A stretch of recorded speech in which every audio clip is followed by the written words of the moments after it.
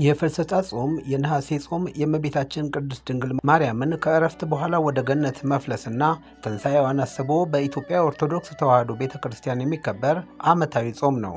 በታሪክና በቅዱሳት መጻሕፍት መሠረት ከእመቤታችን እረፍት ጋር ተያይዞ የተደረጉ ታላላቅ ተአምራቶች የሚታሰቡት በዚህ ወቅት ነው።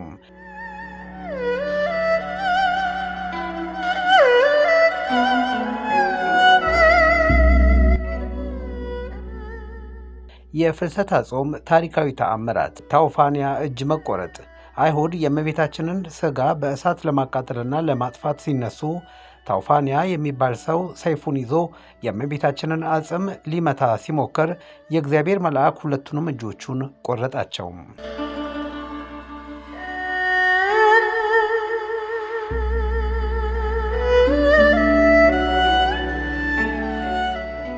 ሥጋዋ ወደ ገነት መፍለሱም።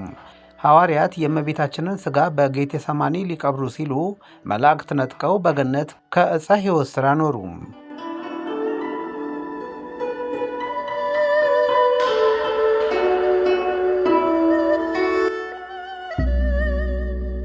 የሐዋርያው ቅዱስ ቶማስ መምጣት።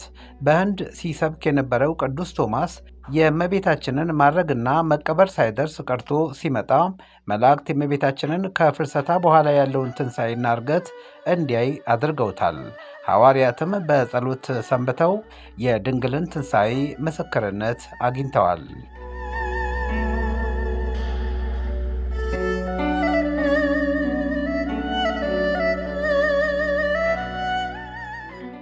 የጾሙ ትርጉምና ሥርዓት ከነሐሴ 1 እስከ ነሐሴ 16 ቀን ይከበራል።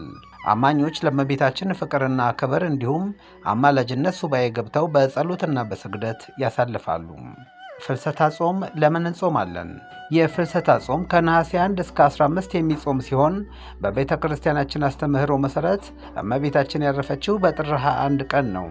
ሐዋርያትም አስክሬኗን ሊቀብሩ ወደ ጌተሰማኒ ይዘዋት ሲሄዱ አይሁድ በምቀኝነት ልጇ ከሙታን ተለይቶ ተነስቷል፣ አሁን እርሷ ገቢረ ተአምር ልታደርግ አይደል ብለው አስክሬኗን ተሸክመው የሚሄዱትን ሐዋርያት በታተኗቸው።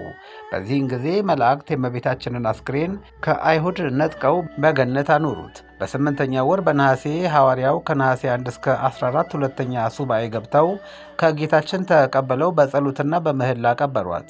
በዚህ የቀብር ሥነ ሥርዓት ላይ ከ12ቱ ሐዋርያት አንዱ ቶማስ የተባለው ለሐዋርያው አገልግሎት መጥቶ ነበርና መገኘት አልቻለም ነበር። እመቤታችን በተቀበረች በ3ኛ ቀን ከላይ እንደተጠቀሰው በነቢያት ትንቢት እንደተነገረ እንደ ልጇ ተነስታ ስታርግ ቶማስ ከሀገረ ስብከቱ በደመና ተጭኖ ወደ ኢየሩሳሌም ሲመጣ አገኛት። በዚህ ጊዜ ትንሣኤዋን ሌሎች ሐዋርያት አይተው ለእርሱ የቀረቡት መስሎት በረከት ቀረበኝ ሲል ተበሳጨ። ቀድሞ የልጅሽን ትንሣኤ ሳላይ ቀረው፣ አሁን ደግሞ ያንቺን ትንሣኤ ሳላይ ቀረሁ ብሎ ራሱን ከደመና ላይ ሊወረውር ቃጣው። በዚህ ጊዜ እመቤታችን ቶማስን አጽናናቸው። ከእርሱ በቀር ትንሣኤዋን ያየ አለመኖሩን ነገረችው። ለምስክርነት እንዲሆንም በቀብሯ ጊዜ የነበረውን ሰበኗን ወይንም መግነዟን ሰጥታው አረገች።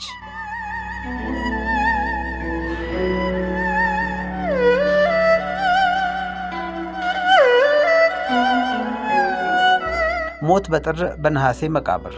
ቶማስም ሰበኗን ወይንም መግነዟን ደብቆ ይዞ ሐዋርያት ካሉበት ደረሰ። ሐዋርያትም የእመቤታችን ነገር ምን ደረሰ አላቸው።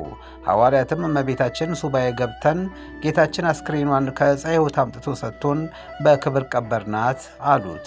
ቶማስም መልሶ ሞት በጥር በነሐሴ መቃብር አላቸው።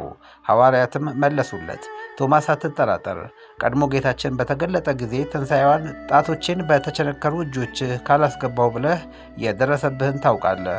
አሁንም የእመቤታችንን መቀበር አላመንክምን አሉት።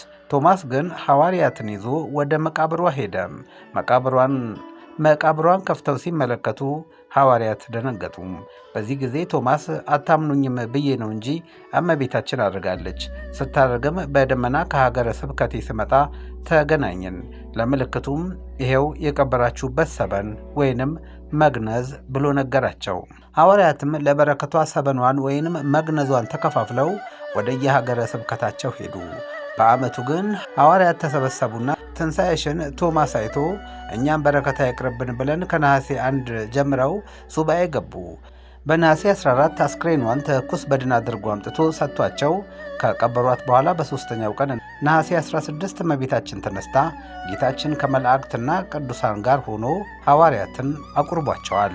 ከዚያን ጊዜ ጀምሮ በጌታችን መድኃኒታችን ኢየሱስ ክርስቶስ አስተምሮና ሐዋርያት መሠረት የታነጸችው ቅድስት ኦርቶዶክስ ቤተ ክርስቲያን የሐዋርያትን ግብር ምሳሌ በማድረግ ልክ እንደ ሐዋርያት ለሐዋርያት የተገለጠ በረከትና የእመቤታችን ረድኤት እንዲያድርብን እንጾመዋለን።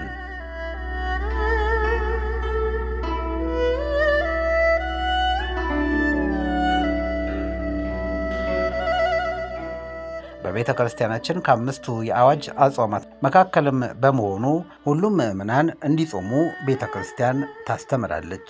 ነቢዩ ዳንኤል በትንቢተ ዳንኤል ምዕራፍ 10:21 ላይ እንደጠቀሰው በዚያ ወራት እኔ ዳንኤል 3 ሳምንት ሙሉ ሳዝን ነበርኩኝ። ማለፊያ እንጀራም አልበላሁም፣ ሥጋና ጠጅም በአፌ አልገባም። 3ቱም ሳምንት እስኪፈጸም ድረስ ዘይት አልተቀባሁም። እንዳለ ጾሙን ከጽላሉታ ምግቦች ከሥጋና ወተት ውጤቶች በመጾምና ወደ ቤተ ክርስቲያን በመሄድ በስግደትና በምጽዋት እንዲሁም በጸሎት እንዲጾም አድርገውታል። እንዳለ ጾሙን ከጽላሉት ምግቦች ከሥጋና ወተት ውጤቶች በመጾምና ወደ ቤተ ክርስቲያን በመሄድ በስግደትና በምጽዋት ጾሙን ይጾማሉ። የእግዚአብሔር ቸርነትና የእመቤታችን ድንግል ማርያም አማላጅነት አይለየን። ውድ አድማጮች፣ የዛሬውን በዚሁ አበቃን።